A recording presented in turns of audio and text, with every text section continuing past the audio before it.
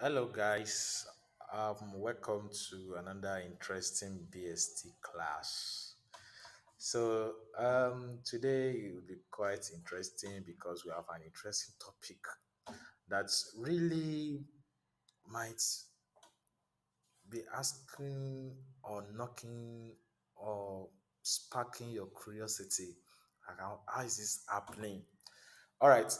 So don't worry, we have some things to discuss there and some answers to your questions and your curiosity. So the topic is human reproduction.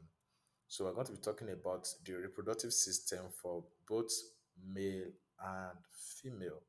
So my name is Taiwo. So now I'm going to start with babies and their story. Now I believe when you were born, or possibly okay, when someone gave birth, maybe mommy or your auntie or a neighbor or a close relative that you know give birth to a baby. How do you think this baby is formed? How do you think they come? Even yourself, how did you come? So these are the things you may be um, wondering and you may want to know.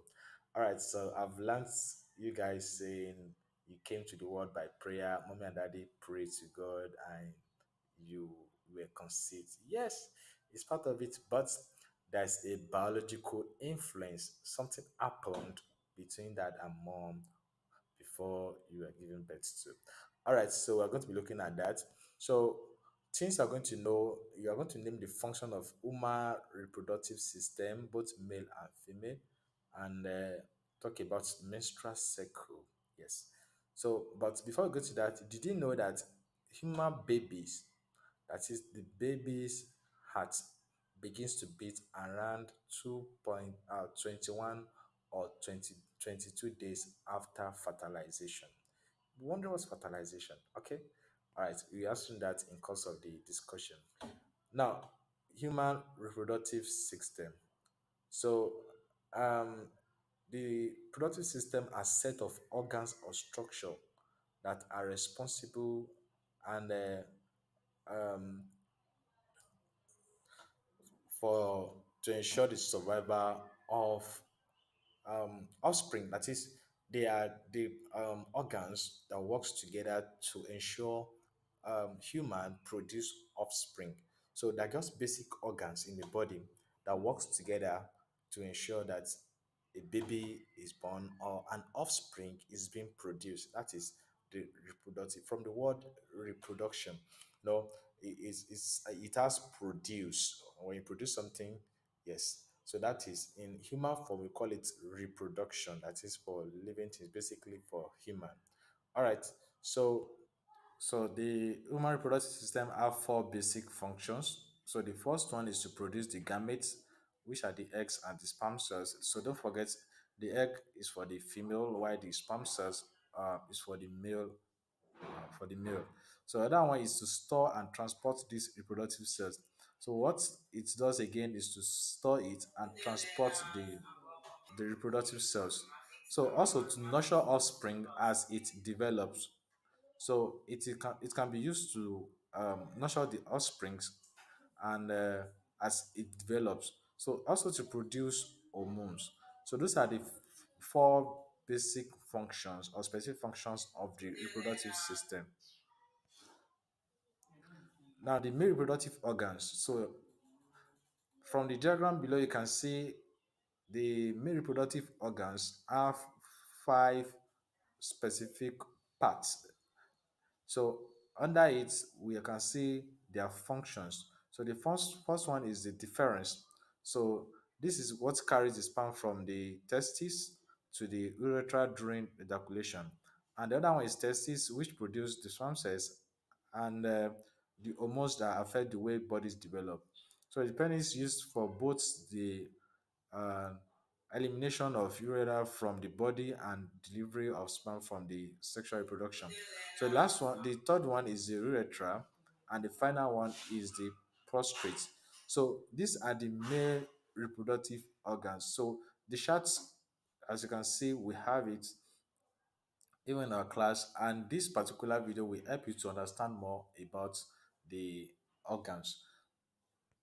So let's go to the female reproductive. Let's move to the female reproductive organs. So just like the male, this also have five specific or uh, specific organs that's that are really very functional in the female reproductive organs. So the first one is the oviduct, so which is present at the fallopian tube. So this is a passageway for the eggs from the ovaries so to the uterus and it provides the site for fertilization by the sperm.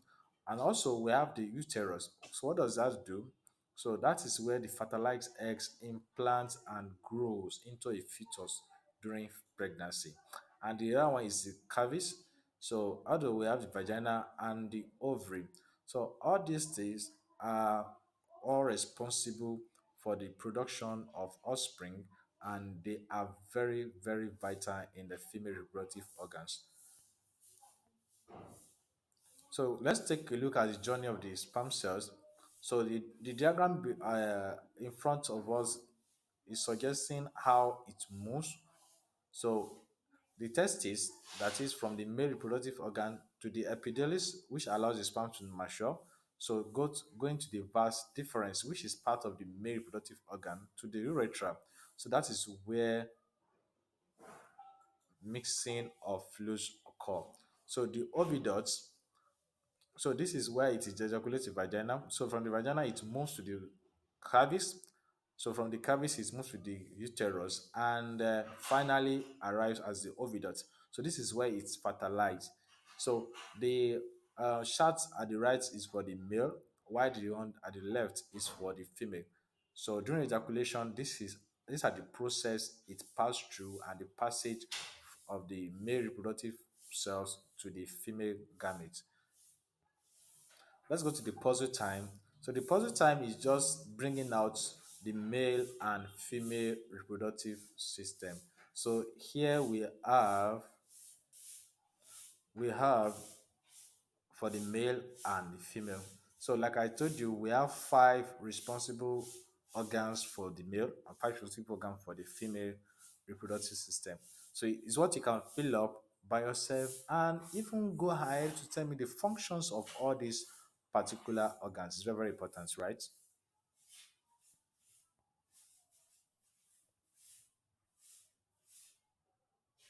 All right. So this is answer to the first puzzle. So we can see all the labeled reproductive organs.